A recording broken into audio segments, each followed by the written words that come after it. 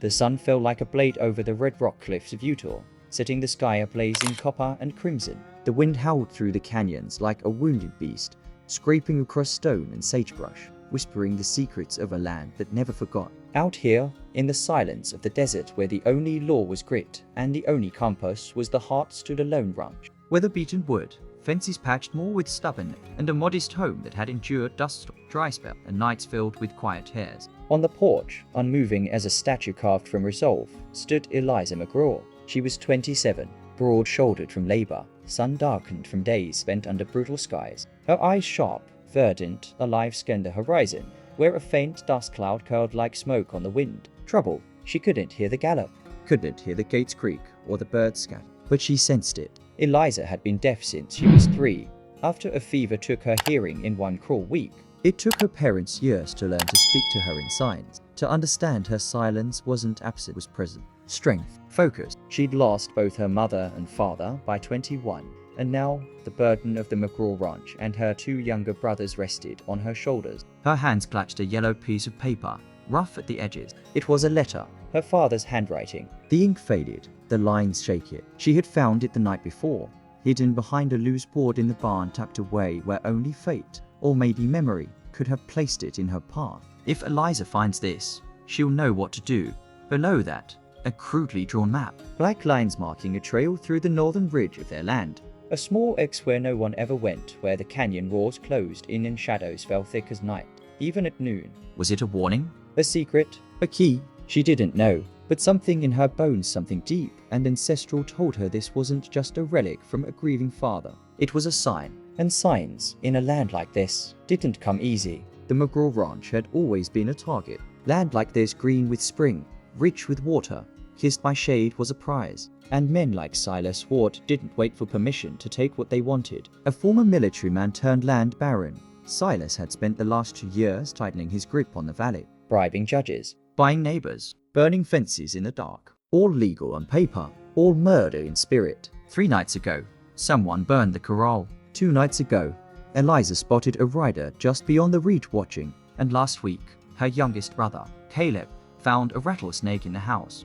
alive, planted. The message was clear: get out, or be buried with your land. But Eliza McGraw wasn't raised to bow. Her silence wasn't weakness, it was armor, it was clarity. While others shouted, threatened, or begged, she studied, endured, waited. Now, with the letter in her hands and war on her doorstep, something was shifting in her chest. Not fear, she'd felt that 1,000 times. Not hate, though Silas had earned it. No, this was different. It was resolve. She stepped down from the porch, boots crunching against the dry earth. The light hit her rifle barrel, slung across her back.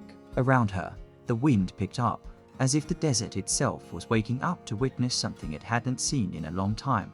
A woman too silent to be swayed, and too strong to be broken. Out in the distance, the dust cloud grew. Riders. 3, maybe 4. She didn't flinch. Instead, she folded the letter, tucked it into her vest, and signed a single word to herself in the air, ready. Whatever was buried in the canyon was calling her now, and whatever came riding in would learn that the West still belonged to those who knew how to fight for it, especially those who never needed to raise their voice to be heard. The house was quiet, save for the flicker of the oil lamp and the rhythm of Eliza's breath, steady, but too controlled to be peaceful. Outside, the wind whispered secrets through the shutters, rustling dry leaves across the porch, like faint footsteps she couldn't hear. Inside, her eyes stared at the folded letter in her lap. Her fingers traced the words she had memorized 12 times already. If Eliza finds this, she'll know what to do, but she didn't. Not yet. The desert wasn't what haunted her tonight, nor was it the threat of Silas Ward's men riding through the hills. It was something deeper, quieter, something no rifle could shoot down. It was doubt. She sat at the edge of her bed, hands limp, shoulders slumped, the silence pressing in not as comfort, but as a weight. In the quiet, her thoughts screamed louder than any voice. What if she wasn't enough? Her whole life, people had looked at her and seen less capable, less aware, less worthy of leading. She'd smiled through it, worked harder, proven herself over and over, until the calluses on her palms were thick enough to silence the whispers. But now, this fight was different. This wasn't just cattle rustlers or harsh winters. This was war, a war she hadn't asked for, but one that had come knocking anyway. She closed her eyes, and the past came like a flood. She was 15, standing in the barn, watching her father's hands fly through the air in signs angry, firm, almost shaking. You are not ready. The world out there is cruel, and it doesn't care if you can hear it or not. You need to be smarter, stronger, quieter. Eliza had signed back, her movement sharp. I already am. But deep down, she wasn't sure. And her father had known. He wasn't trying to hold her back. He was trying to protect her from the kind of pain he couldn't fix with a hammer or rope. When he died 2 years later, she didn't cry at the funeral. She stood straight, lips tight, arms folded, watching as the earth swallowed him. That night, she dug the first fence post by herself. The next day, she shot her first quote. And by week's end, the ranch was still running because she made it run.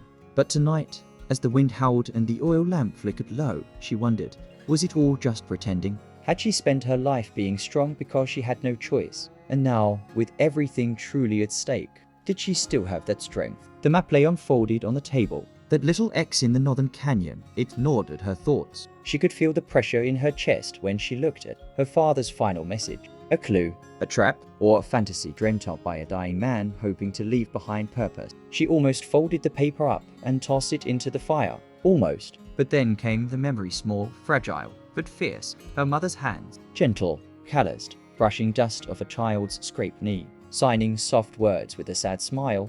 Even in silence, we carry voices. That was before the fever, before the silence became permanent, before Eliza had to fight for every scrap of understanding. She opened her eyes, looked around the room. Thomas's boots were still muddy by the door. Caleb's wooden toy horse rested on the hearth. They trusted her. Every day, they looked at her like she was unbreakable. But they didn't see the nights like this one. Nights where she wanted to scream just to know she still could. Nights where she ached to hear the world again. Just once. The floor creaked. Eliza stood and walked slowly to the window. The moon painted the desert in silver.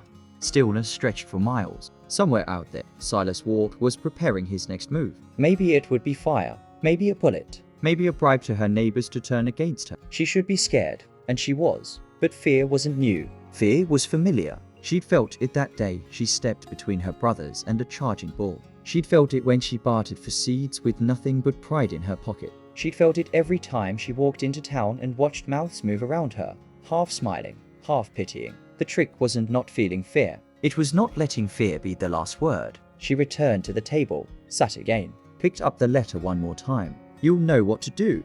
Maybe that was the point. Maybe there was no perfect answer. Maybe her father hadn't left a map to something hidden. Maybe he left her a reminder that she had always been capable of choosing the path herself. She looked at the rifle leaning against the wall, the saddlebag by the door. The night was long, but dawn would come. She signed the word to herself in the air. Courage, then again, slower. Not because I am not afraid, but because I will ride anyway. In the shadows of her doubt, Eliza McGraw didn't find certainty. She found something stronger, conviction. And tomorrow, when she rode north toward that X in the canyon, she wouldn't go looking for answers. She'd go looking for truth. The sun had barely broken the edge of the mesa when Eliza rode out, her figure cutting a sharp silhouette against the amber glow of morning. The air smelled of dust and juniper, and the sky stretched wide and cloudless, merciless in its silence. Just like her, she followed the path traced in her father's map, an old cattle trail that led northward toward the place locals whispered about but rarely named, Coyote Hollow. A gorge carved by time, narrow and steep, said to swallow voices and spit out bones. No one ever settled near it. No one ever came back from it, not unchanged. But Eliza wasn't looking for safety. She was looking for truth. As the hours passed and the sun climbed higher, the landscape changed. The brush grew thinner, the rocks more jagged, and in the distance, half hidden by thornbush and shadow, stood something she hadn't expected. An old, broken downway station, stone walls crumbling, door hanging by a rusted hinge. It wasn't on the map. Eliza dismounted carefully, rifle in hand. The place was abandoned, or so it seemed. But there was something about the way the wind moved through the structure, something about the claw marks on the door frame, the strange symbol etched into the stone, a circle with 2 slashes across it. She'd seen that mark before, once, years ago, on a crate of stolen ammunition that local ranchers whispered had come from Silas Ward's private militia. Inside, the way station held little. A collapsed cot, a few rotted sacks of flour, and a locked iron box, buried beneath loose floorboards. She knelt, fingers trembling. She picked the box up. It was lighter than expected, and inside, tucked between yellowing papers and a tin flask, was a letter, unmarked, unsigned. But the handwriting was familiar, too familiar. It was her father's. If this is in your hands, Eliza, then Ward has already begun. What he's after, it's not just land. It's the key to everything we built, everything we hid. Her breath caught. The hollow holds more than silence. There's a chamber carved into the canyon, one only I and two others knew of. What's buried there could ruin him or save you. Eliza sat back, pulse pounding. What had her father been involved in? What could Silas Ward possibly want so badly that he would burn, bribe, and kill for it? She didn't have answers yet, but she knew where to look next. Back at the ranch, trouble was brewing. Thomas paced the front room, watching the trail anxiously. Caleb sat near the hearth, clutching the wooden horse Eliza had carved for him years ago, too scared to ask what was wrong but sensing it anyway. Just before noon, 4 riders crested the hill near the property. Dusty hats, black coats, guns visible at their side. One of them rode under a black and gold flag, a snake coiled around a rifle. Silas Ward's men. They didn't come all the way down, just watched, waiting. Intimidation without words. That was Silas's style. He didn't need to shout. Like a rattlesnake, he simply waited for the right moment to strike, and when he did, it was always fatal. Silas Ward had once been a decorated officer praised for strategy, feared for his ruthlessness. After the war, he saw opportunity in chaos, bought out land, built security camps, took advantage of broken men and turned them into tools. But what few knew what Eliza's father may have discovered was that Ward had stolen more than land. Rumor had it that, near the end of his military career, Silas had led a secret operation that vanished from the books, a confiscation of gold shipments from the Union, hidden somewhere in the southwest before the final surrender. That gold was never found. Until now, Eliza felt the truth tightening around her like a noose. The trail, the map, the way station, they weren't random. Her father hadn't been hiding a memory. He'd been hiding a secret worth killing for. By the time she reached the edge of Coyote Hollow, the sun was bleeding into the western sky. Shadows crawled across the red rock, and the canyon below yawned like the open mouth of the earth itself. She tied her horse and descended carefully, footsteps echoing against the stone. Halfway down, behind a curtain of hanging moss and thornbrush, she found it, a stone doorway, partly caved in, carved directly into the cliffside. She crawled through the rubble, into a low tunnel that opened into a small chamber, and there, carved into the walls, were more of the symbols she'd seen earlier. Circles, slashes, crude maps, and in the center, a wooden crate bound in iron, sealed shut. She didn't open it. Not yet. Instead, she walked the room slowly, feeling the weight of time pressing in. Here, in the middle of nowhere, her father had left something behind, not just to protect her, but to protect a legacy. And now that legacy was in danger, a noise stopped her cold. Boots on stone. Someone else was in the canyon. She reached for her rifle, but it was too late. Didn't expect you to find this so quick, a voice drawled behind her. She turned slowly.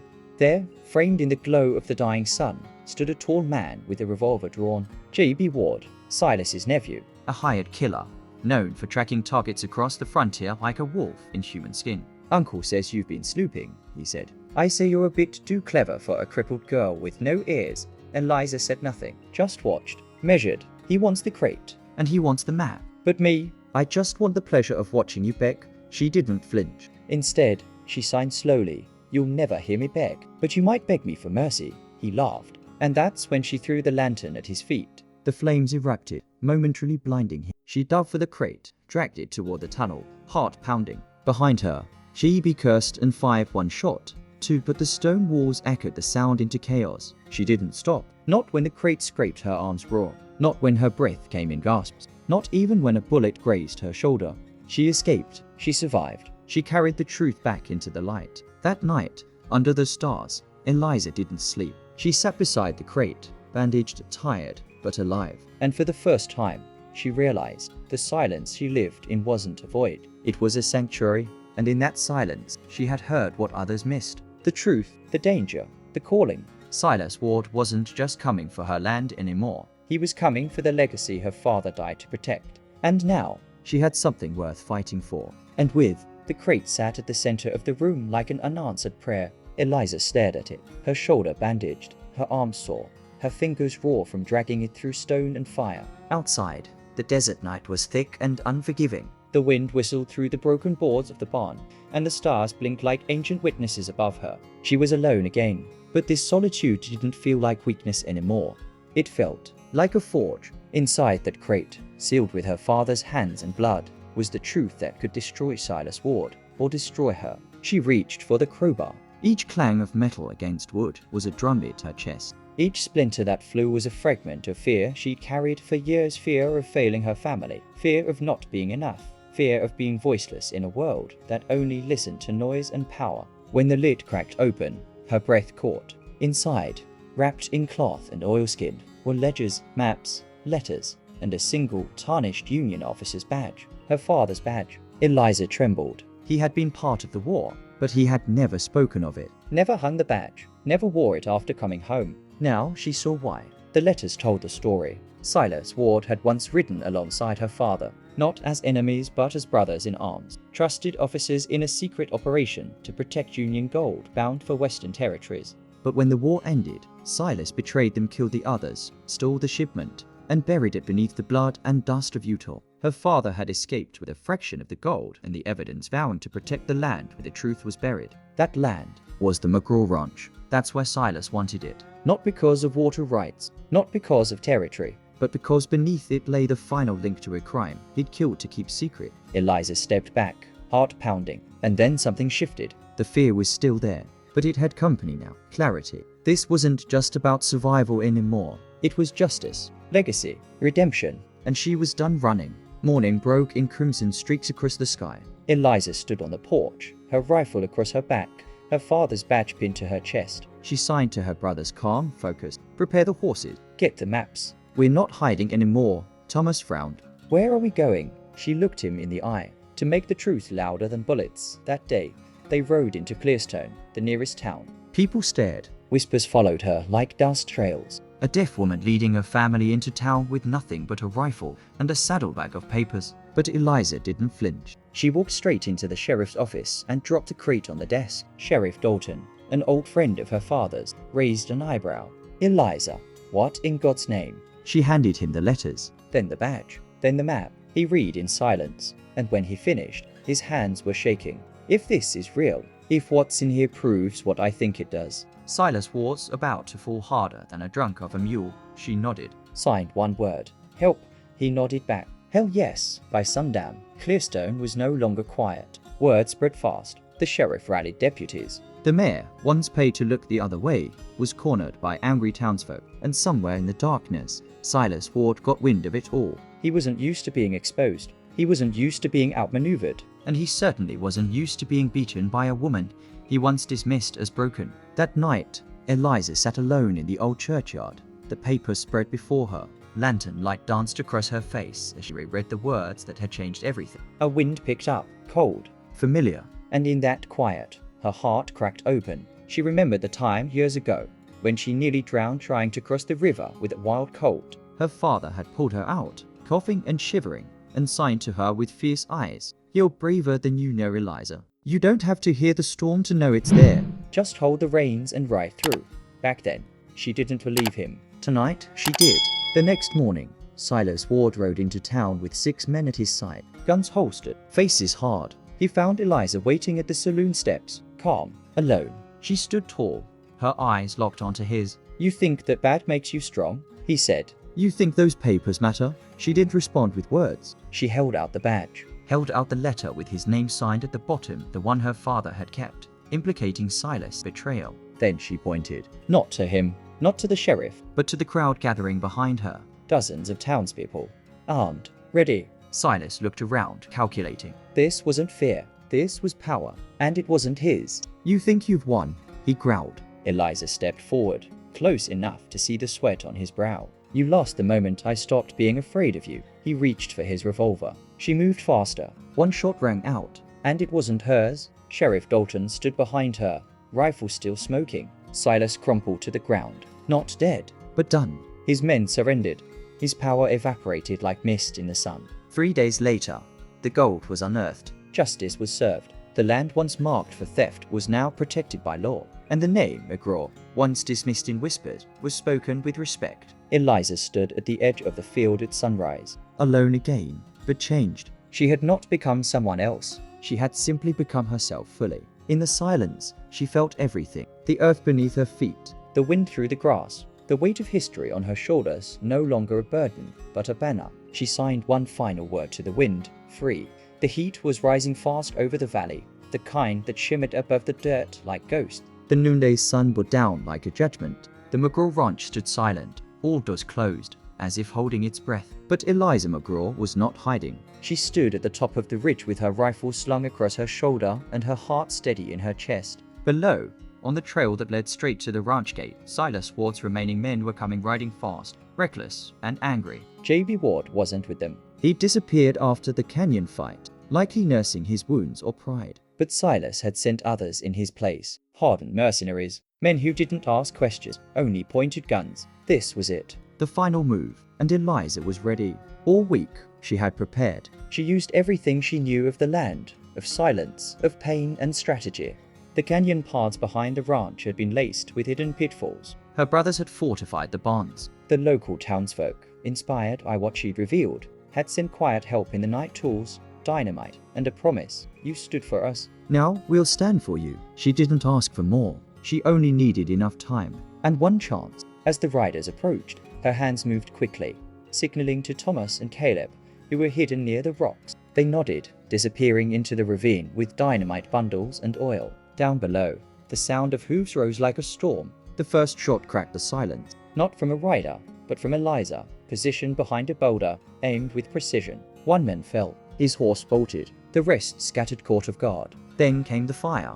Caleb lit the oil-soaked cloth and tossed it down the trail. Flames erupted, cutting off the men from their retreat. They were boxed in forward mid the ranch, but backward was a wall of smoke and heat. That's when Eliza stepped out, visible, unflinching, alone. The leader of the group, a man with a scar down his left cheek and a black duster, snarled from atop his horse. You think you can stop us? Just you, she signed calmly, hands steady. I already did. Behind her, Thomas pulled the fuse. The hidden charge beneath the cliff detonated with a boom that echoed for miles. The path collapsed behind the riders, trapping them in the narrow gorge. Chaos erupted, but Eliza didn't flinch. She moved like water fluid, focused, silent. Her rifle barked once and again. She didn't need many bullets. She only needed purpose. Within minutes, 2 riders fled on foot, tossing their guns. One tried to aim at her, but was knocked from his saddle by Thomas, who emerged swinging a shovel like a war club. The man in the black duster tried one last charge, but his horse reared at the sight of Caleb's fire line, and he was thrown to the dirt. Eliza walked toward him slowly, her boots crunching gravel. He reached for his weapon, but she was already on him, rifle barrel pressed to his chest. Do it, he spat. You think you're strong now? You are nothing, just a mute with a badge. She stared into his eyes, then signed. No, I've the storm you didn't hear coming. She stepped back, lowered her weapon, and let the silence hang there, heavier than any bullet. The sheriff and deputies arrived moments later, riding fast from the east with townspeople behind them. They saw what had happened, saw what she had done, and they didn't cheer. They stood in reverent silence because they knew this wasn't just a battle won. This was a reckoning. That night, Eliza returned to the ranch as the stars bloomed across the sky. Her arms ached, her back throbbed, but inside, something had shifted. She was no longer fighting to survive. She had survived, and more, she had defined herself. No longer just the deaf woman with a ranch. She was the woman who stood her ground, who held her family, who exposed a tyrant, who never raised her voice yet made history listen. In the weeks that followed, Silas Ward's empire collapsed. The evidence Eliza had unearthed, the letter, the stolen gold, the forged deeds were more than enough to bring federal eyes onto the valley. His allies turned. His men vanished into dust. Eliza refused reward. She didn't want gold. She wanted peace. The McGraw ranch was protected by law, now registered, documented, inviolable. And not just theirs. Other families, inspired by Eliza's stand, began reclaiming stolen land. The valley began to heal.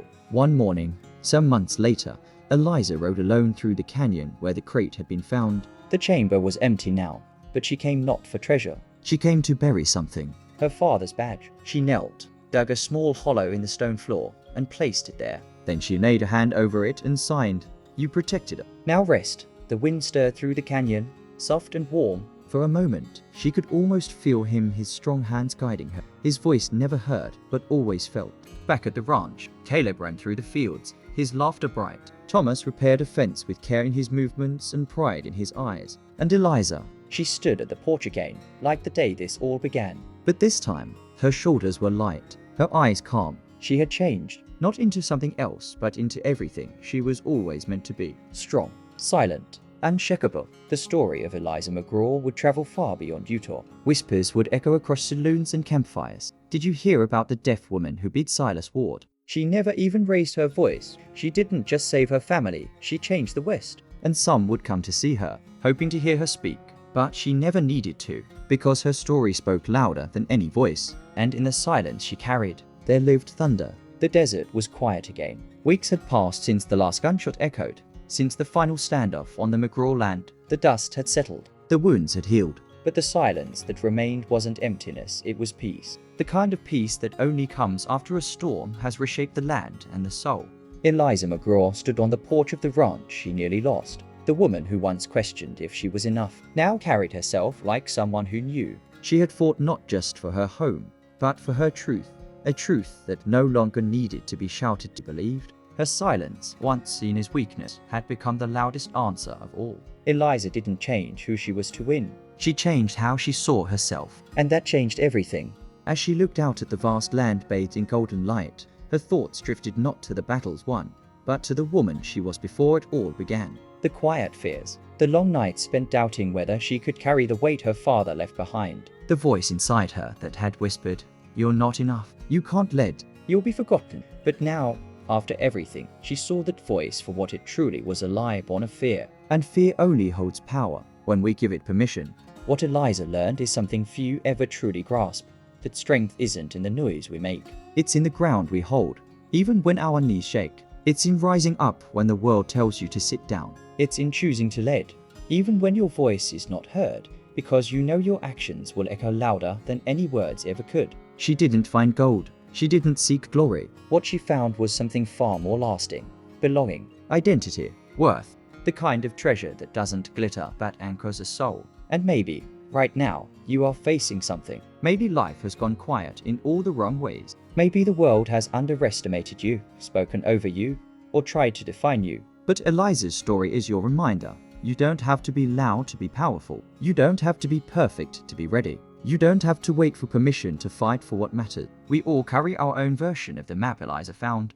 We all stand at the edge of a canyon that demands courage to cross. So ask yourself, what is the treasure you're really seeking? And what's standing in your way? Is it a wall or just a shadow? Eliza McGraw's final lesson to the West and to you. The world will try to define you by what you lack, but your story isn't about what you don't have, it's about what you choose to do with what you do. Courage doesn't mean you aren't afraid. It means you ride anyway. Now we want to hear from you. Comment, what part of Eliza's story moved you the most? Share. Send this to someone who needs a reminder of their strength. Subscribe. Join us here on Secrets of the West for more powerful stories of grit, transformation, and the quiet strength that shaped the frontier.